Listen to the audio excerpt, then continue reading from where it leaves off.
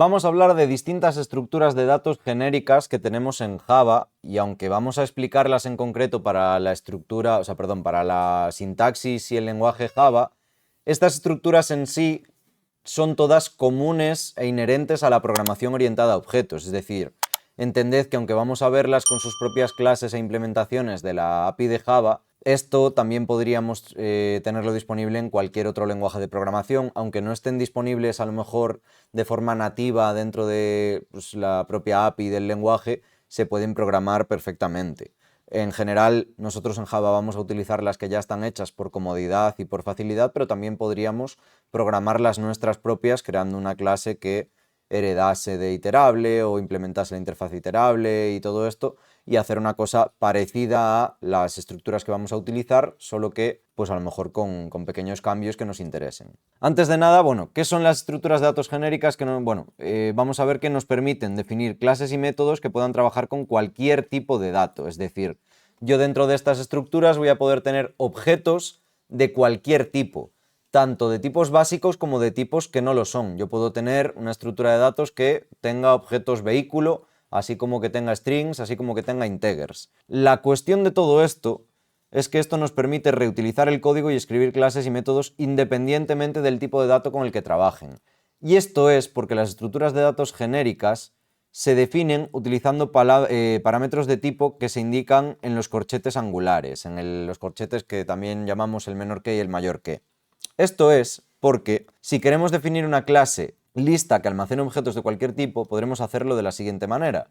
Fijaos que yo tengo una clase lista y que tiene un private t, que es un array de elementos.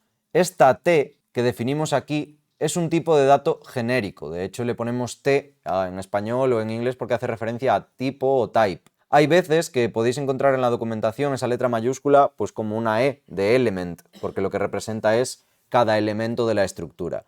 Básicamente, cuando utilizamos ese parámetro en una letra mayúscula sin definir de qué tipo es, la t no es que sea un objeto de la clase t, sino que es un tipo de dato genérico. Es decir, este objeto lista, los objetos que yo cree de mi clase lista, como veis, tengo un constructor que recibe una capacidad y lo que hace es crear tantos elementos de tipo t como la capacidad le llegue. Y fijaos que lo que está haciendo es pasarle object, porque sí o sí object va a ser padre de ese objeto que llegue. Porque acordaos que object es padre de todas las clases, directamente o de forma indirecta. Y tenemos un método añadir elemento que recibe un tipo de dato t y un índice, y entonces ese elemento para ese índice le pasa el elemento, y tenemos también el método getElemento que recibe el índice y devuelve un t del tipo que sea que accede a elementos de ese índice. Si os fijáis, todo esto lo que está utilizando son datos de tipo genérico. ¿Qué quiere decir? Pues que yo a la hora de hacer una implementación de esta clase o a la hora de crear un objeto de esta clase de lista, yo voy a poder pasarle una string, voy a poder pasarle un integer, voy a poder pasarle un vehículo, voy a poder pasarle un pájaro, un objeto de la clase coche, un objeto de cualquier clase que a mí se me venga a la cabeza porque va a seguir funcionando con toda esta lógica que tenemos aquí. Esa es la clave de los tipos genéricos.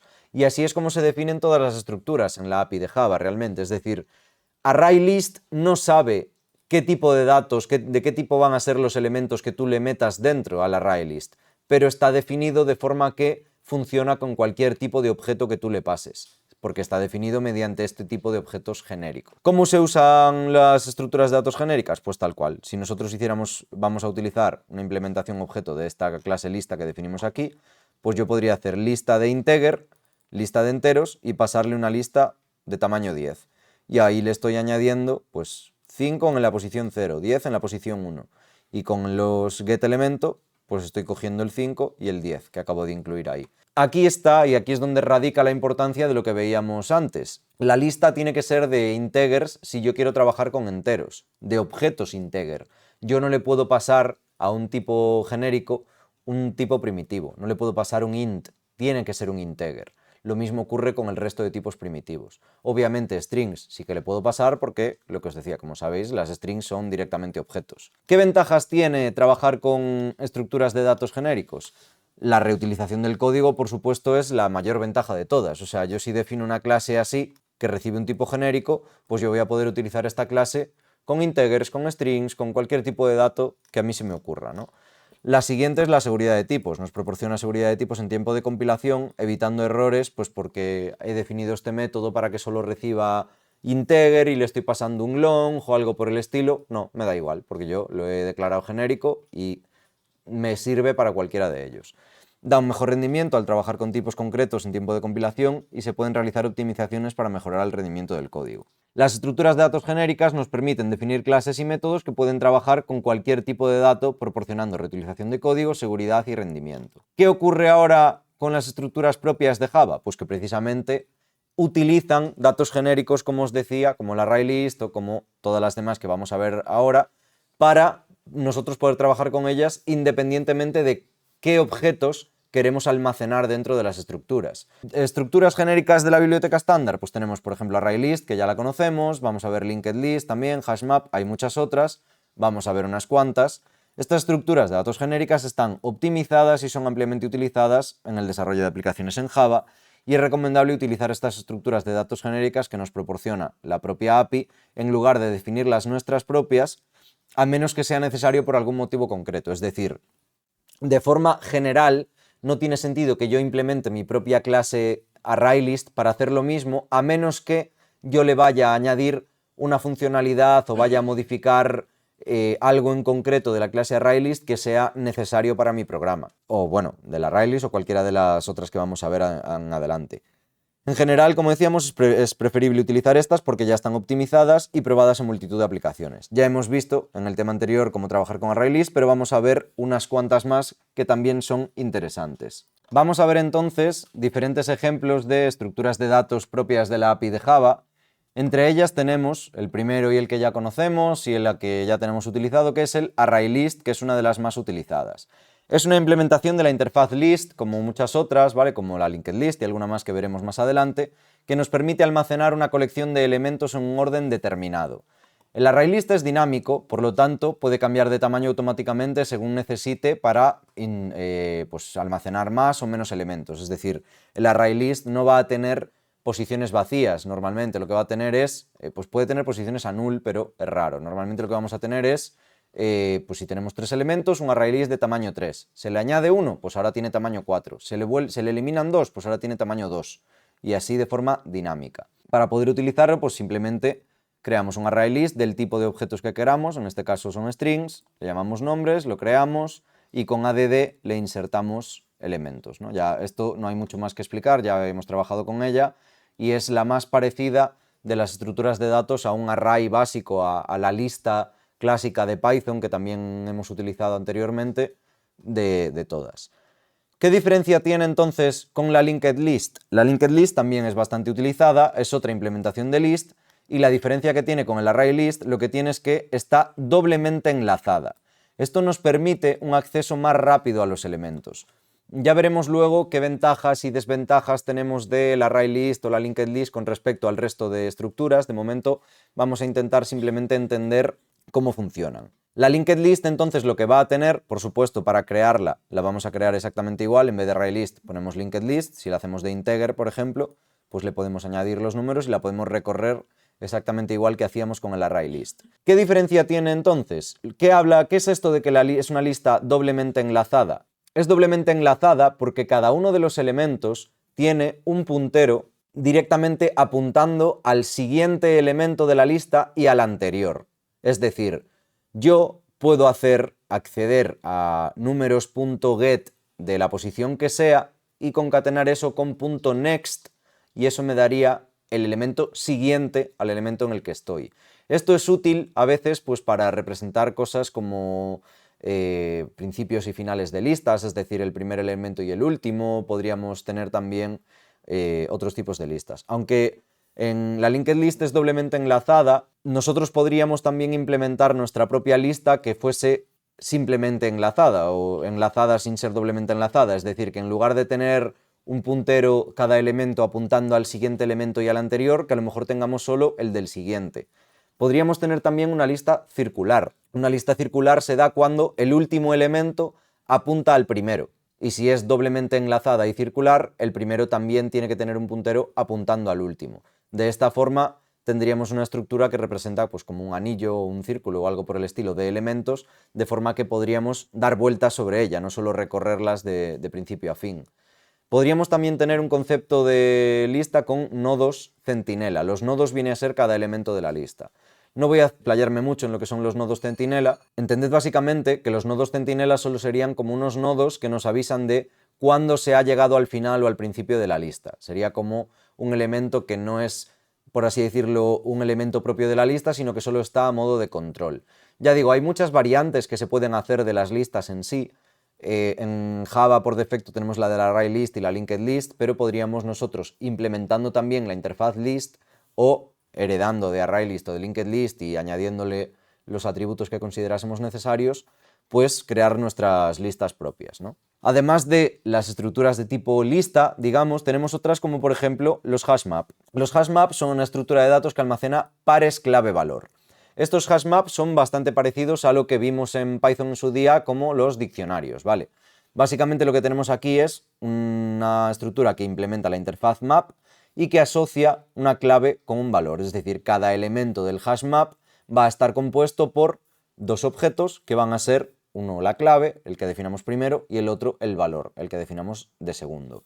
Entonces, fijaos, por ejemplo, en esta implementación tenemos un hashmap de string y double que llamamos productos, new hashmap, y entonces lo que tenemos son pares clave-valor, pues por ejemplo, con el método put, fijaos que antes para añadir en la linked list y en la ArrayList utilizábamos el método add, cada estructura tiene sus propios métodos. Si queréis ver la implementación de cada una de ellas, la documentación, id a la documentación de Oracle y veis pues qué método necesito para añadir, para insertar. En algunas será add, en otras será put, en otras será set, en otras será insert, aunque el insert ya sabéis que también lo tenemos en la lista para insertar en una posición concreta, tal, pero bueno, con el hashmap tenemos put, que también lo vamos a tener en alguna otra. Y lo que estamos haciendo es añadir el par leche 1, es decir, la clave es leche y el valor es 1, que básicamente lo que tenemos es el nombre de un producto y su precio. El pan 0,5, los huevos 2, tal, y luego podríamos recorrer con el método keyset, que es parecido al método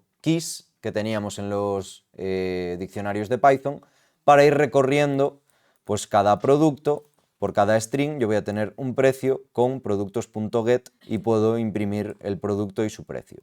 Esto es un ejemplo, pero consultad la documentación para ver pues, el resto de métodos que tenemos, para recorrerlo a través de los ítems enteros, a través de, a lo mejor, en vez de las keys podríamos recorrerlo a través de los values. Bueno, todos los métodos que están disponibles en hashmap los tenéis en la documentación. Más tipos de estructuras. Tenemos conjuntos en Java, que son también los equivalentes a aquellos set que veíamos en Python y funcionan exactamente igual. La diferencia, que estos set en Java son siempre objetos que lo que hacen es implementar la interfaz set, y en este caso pues podemos tener objetos como el hash set o el tree set, que es una cosa más parecida a un conjunto en forma de árbol, pero bueno, básicamente el hash set es lo más parecido al set original de Python, ¿vale? Cuando hacemos add, los conjuntos, acordaos que lo que tienen, la característica principal de los conjuntos era que no permitían los elementos duplicados y tampoco tenemos un orden dentro de los elementos. Entonces, si yo hago un hashset de integer y empiezo a introducir números, el primer número se introduce con add, introduzco el 5, luego introduzco un 10, pero luego, cuando quiero volver a introducir un 5, no pasa nada, no me da ningún error, pero directamente no se añade porque ya está el 5. Al estar duplicado, pues lo ignora directamente. Y yo puedo recorrerlo igual que hacía con las listas, exactamente igual. Vamos a seguir ahora con las pilas. Las pilas son una estructura un pelín diferente, funcionan con una estructura que sigue el principio LIFO, es decir, last in, first out. ¿Qué quiere decir esto? Pues que nosotros vamos a ir stackeando, y utilizo el stackeando adrede porque la clase que representa las pilas en Java es la clase stack, y vamos a ir stackeando porque nosotros lo que vamos a ir haciendo en las pilas es ir añadiendo elementos unos encima de otros, es decir, los elementos se van a apilar dentro de la estructura. De esta forma, si yo añado 3 elementos que voy a añadir, fijaos, yo declaro una pila stack de tipo integer para ir añadiendo enteros, pero podría ser del tipo que yo quiera, por supuesto, porque es genérico, y voy metiendo elementos con push. Con el método push voy insertando elementos dentro de la pila. Entonces meto el 5, meto el 10, meto el 15, y luego para yo sacar los elementos de la pila necesito, o sea, para yo ver los elementos de la pila necesito sacarlos con el método pop. Cada vez que yo hago pop, saco el último elemento introducido en la pila. Last in, first out. De esta forma, para yo sacar todos los elementos de la pila o para recorrer una pila entera, lo que tengo que hacer es vaciarla. Entonces lo que hago es, mientras la pila no esté vacía, while pila is not empty, con el not, lo que voy haciendo es int elementos igual a pila.pop. Y el método pop me va a devolver el último elemento insertado. Last in, first out. Entonces pop, la primera vez me devuelve 15. Aquí lo imprimo y voy a la siguiente vuelta del bucle. ¿Está vacía la pila? No, entonces sigo dentro. Vuelvo a hacer pop. ¿Qué tengo aquí? El 10. Lo imprimo y vuelvo a comprobar el bucle. ¿Está vacía? No, todavía tenemos el 5. Int elemento pila pop. Esto ha vaciado la pila. Saca el 5, lo imprime y cuando vuelve aquí al while, ¿está vacía la pila? Sí, entonces ya no cumple la condición y sale del while. Y esa es la forma de recorrer una pila. Obviamente es una estructura, como veis, un pelín diferente a las que hemos visto hasta ahora, pero tiene sus utilidades, ¿vale? Esto, pues dependiendo del ejemplo que queramos, pues imaginaos, para representar cosas como una baraja de cartas, por ejemplo, o cosas como, pues eso, literalmente cosas que estén apiladas, se usa en diferentes ámbitos. Una pila, sin más, que veáis que se puede utilizar stack. En general, cualquier clase que implemente la interfaz stack, en concreto también tenemos una clase stack, podemos utilizarla para crear estructuras tipo pila. Al igual que las pilas utilizan last in, first out, tenemos las colas, que es otra estructura también un poquito especial que lo que utiliza es el algoritmo FIFO para poder acceder a los elementos. First in, first out. Esto representa literalmente una cola como la del supermercado, es decir, vamos a tener una estructura de datos en la que el primer elemento que añadimos es el primero que se va a eliminar. Para yo poder acceder a los elementos intermedios tengo que ir eliminando desde los primeros que fueron añadidos. Java proporciona una interfaz llamada Queue que precisamente lo que hace es definir las operaciones básicas de una cola y tenemos varias implementaciones de colas estándar como podemos también utilizar linked list como una cola o array queue o cualquiera de ellas. Por ejemplo, linked list se puede utilizar como una cola de la siguiente forma. En vez de utilizar los métodos get o insert, podemos utilizar add para añadir como hasta ahora y tenemos una linked list de elementos integer con el 5, el 10 y el 15. Y podemos recorrerla como si fuera una cola gracias al método remove. El método remove, si yo no le paso nada, como la linked list os recuerdo que está doblemente enlazada, puede funcionar como una cola directamente. Entonces puedo recorrerla, mientras la cola no esté vacía, voy a estar dando vueltas aquí. Y lo que hago es remove. ¿Qué me devuelve remove? El primer elemento añadido. Al igual que antes la pila, con el método pop me sacaría el 15, aquí remove me va a sacar el 5. First in, first out. Primero en entrar, primero en salir. Entonces, la primera vuelta me devuelve el 5, lo printeo y compruebo de nuevo si está vacía. Como todavía no lo está, voy a la segunda. La segunda me saca el 10, lo imprimo, vuelvo a ver si está vacío, que todavía no lo está, me saca el 15 con remove, que es el último, lo imprimo y ahora, como ya está vacía, hemos terminado con el bucle. Y aquí tendríamos pues una cola implementada a través de una linked list.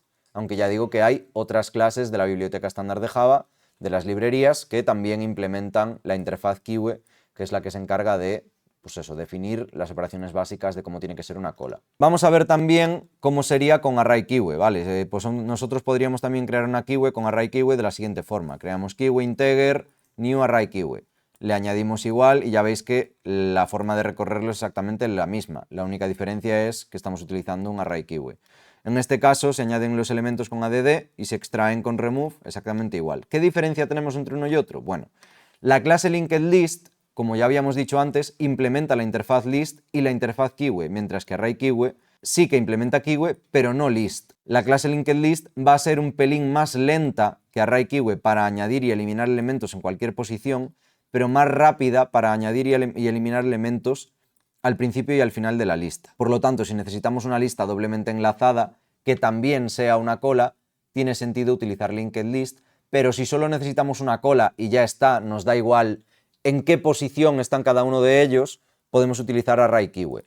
En definitiva, si nosotros estamos implementando una cola con cualquiera de estas dos clases y nos da igual el orden en el que están los elementos, es decir, no nos interesa entre el primero y el último qué hay en medio, si sería una cola, por así decirlo, de caja negra, usamos array keyway, que no implementa list, y punto. Si nos interesa en algún momento utilizar get de una posición concreta y queremos saber qué elemento está exactamente en el medio o cuántas posiciones le faltan a X elemento para llegar al final de la cola, cosas por el estilo, ahí sí que nos interesa linked list porque no necesitamos eliminar los elementos para acceder al del medio. Y aún así podemos seguir teniendo el funcionamiento de la cola con el método remove. Básicamente esa es la principal diferencia. Entonces, ahora vamos a ver un poco en forma general qué usos y diferencias tenemos entre estas estructuras que hemos visto. Aclarar que, por supuesto, hay más todavía, es decir, hemos visto unas cuantas, las más relevantes y yo creo que las más sencillas también, las que estaban también directamente relacionadas con las que hemos visto anteriormente en Python, como eran el set, los diccionarios y así, con sus correspondientes hashmap y con el hashset en Java, pero ya os digo, hay todavía más. Ahora, ¿cuáles son las principales características de cada una de ellas a modo de resumen?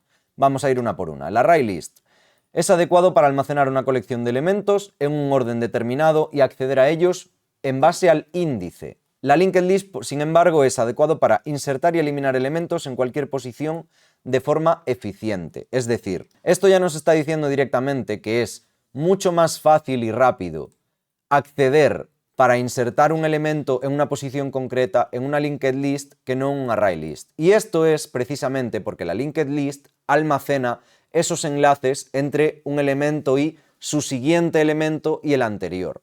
Porque yo para meter un elemento en medio solo tengo que cambiar esos punteros y punto. En el array list es un pelín más complejo porque en memoria de fondo pues lo va a meter en otra posición aleatoria y tenemos que estar, digamos que a la hora de recorrerlo es un pelín más complejo que con la linked list, ¿no? Ahora bien, el hashmap, ¿para qué es esto? Pues adecuado para asociar claves con valores y buscar elementos por clave de forma eficiente. En vez de buscar elementos a través de su posición, como ocurría con las anteriores, tenemos las claves. El hashset, para almacenar elementos únicos, al igual que ocurría con los conjuntos en Python, y comprobar si un elemento está presente o no en un conjunto. También útil para representar conjuntos a nivel algebraico, para trabajar con operaciones de unión, intersección, diferencia simétrica, todas esas operaciones de álgebra que hemos visto en su día en Python con los conjuntos se pueden aplicar exactamente igual con el hashset o con cualquier implementación de la interfaz set. El stack o la pila, adecuado para implementar una pila LIFO con el primero en entrar, el último en entrar, el primero en salir, last in, first out, y realizar operaciones de inserción-eliminación en el extremo superior de la pila, para apilar elementos. Y por último, Kiwe, adecuado para implementar FIFO, first in, first out, o primero en entrar, primero en salir, y realizar operaciones de inserción y eliminación en el extremo frontal de la cola. En general, ya veis aquí, como os decía, es importante elegir la estructura de datos adecuada para cada situación, teniendo en cuenta que las operaciones se van a realizar con los datos y las características de cada estructura. Os cuento todo esto básicamente porque no sirve con decir yo ya conozco y sé trabajar con ArrayList y voy a intentar usar ArrayList siempre que pueda porque ya sé cómo va, ya conozco sus métodos y ya está. No, el criterio para elegir una estructura u otra no puede ser ese. El criterio no puede ser yo estoy cómodo con esta estructura. No, hay que pensar en dos cosas. Primero, cómo son los elementos que voy a almacenar, es decir, qué tipo de elementos voy a tener ahí dentro, porque a lo mejor si quiero pares clave-valor directamente tengo que irme a un mapa, a un hashmap o a un diccionario. No tiene sentido almacenar a lo mejor dos ArrayList, uno con las pares y otro con los valores. No, para eso ya está el hashmap. Y por supuesto también pensar en qué tipo de operaciones van a ser las más frecuentes que voy a utilizar con esa estructura de datos. Dependiendo de qué operaciones me interesa utilizar, voy a utilizar una estructura u otra.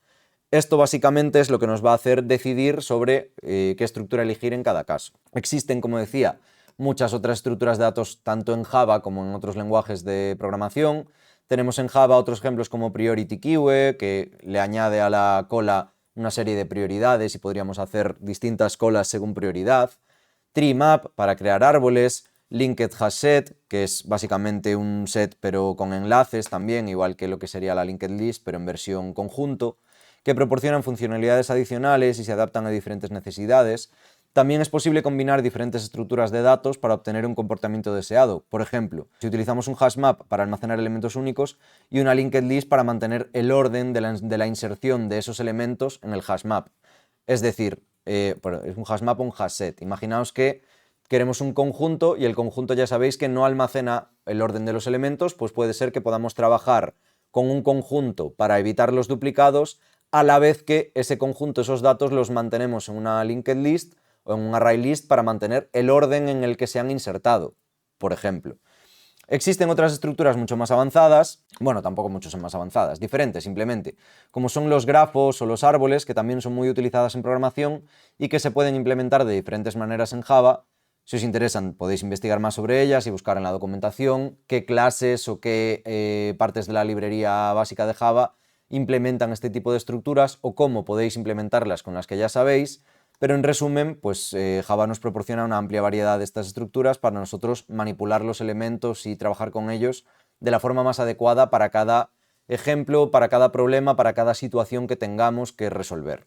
Aquí tenéis una pequeñita imagen animada con distintos tipos de estructuras, con los 11 más habituales, ¿vale? Los arrays ya los conocéis, son los arrays habituales. Un array list es bastante parecido a esto, solo que es dinámico en lugar de estático. La keyword es la cola de la que hablábamos. Pensad que el front, el inicio de la cola, es el que primero se va a eliminar y el último en añadir pues se pone al final de toda la cola. Funciona literal como una cola de supermercado. Los árboles, ya hablaremos de ellos, pero básicamente pues son elementos que, o sea, estructuras de datos que tienen una raíz, un nodo raíz, y cada nodo tiene sus hijos o sus ramas, por así decirlo, y va hasta las hojas, hasta el final. El 2D array que pone aquí es la típica matriz, ¿vale? Un array bidimensional que tiene una posición 0, 0, 0, 1, 0, 2, una matriz, ¿vale? Con sus columnas y sus filas. Y un grafo es, entre comillas, parecido a un árbol, solo que en lugar de tener una raíz y hojas tal, no tiene un orden predeterminado, sino que tiene una serie de nodos y una serie de conexiones. Cada elemento tiene n conexiones con respecto a otros nodos. Ya digo, sobre teoría de grafos y de árboles y de estas estructuras podríamos estar hablando durante horas y horas, sobre cada estructura de hecho podríamos estar dedicándole bastante tiempo porque son bastante complejas, pero ahora lo principal que nos interesa es que aprendáis a utilizar las básicas, sobre todo para hacer lo más básico, y luego si tuviéramos que profundizar en alguna de ellas en concreto, pues ya profundizaremos en el futuro. La linked list, como os decía, es una cosa así, ¿vale? Tenemos cada elemento y como veis tiene un enlace, pues este elemento tiene un enlace con el siguiente y este tiene un enlace con el siguiente y con el anterior. Claro, el primero obviamente su enlace al anterior está a nulo y el último también su enlace con el siguiente está a nulo. Fijaos que este cuadradito que tiene aquí verde representa básicamente como un flag que indica que este es el primer elemento y este es el último. Este flag podría ser un nodo centinela en según qué implementaciones. El max heap, básicamente esto, la traducción, ahora mismo, yo creo que esto es un árbol binario, básicamente un árbol en el que bueno, no, porque aquí tiene una sola, pero algo así, pero no me acuerdo qué era exactamente la traducción de max heap ahora, ya lo buscaremos. La stack es la pila, que es donde tenemos el push y el pop, ¿vale? Acordaos el sistema LIFO, el top va a ser el único elemento visible, el último que se añadió es el único elemento visible, entonces yo para acceder al tercero tengo que hacer pop 2 veces y eliminar los 2 de arriba para poder acceder al tercero. Aquí tenemos un árbol, de nuevo, y los hashmap, que son esos pares clave-valor. El hashmap, donde sí que podemos tener elementos duplicados, y el hashset, donde no podemos tenerlo, que es ya un conjunto de elementos. Y sin más, ya os digo, podríamos ver bastantes más. Si os interesan, chequead la documentación. Estas son las básicas, las más sencillitas con las que vamos a trabajar, y conforme vayan pasando pues, los ejemplos, veremos si necesitamos ver alguna más diferente, alguna más compleja. Y si nos da tiempo, pues más adelante veremos también grafos y árboles. Si no, pues bueno, queda pendiente.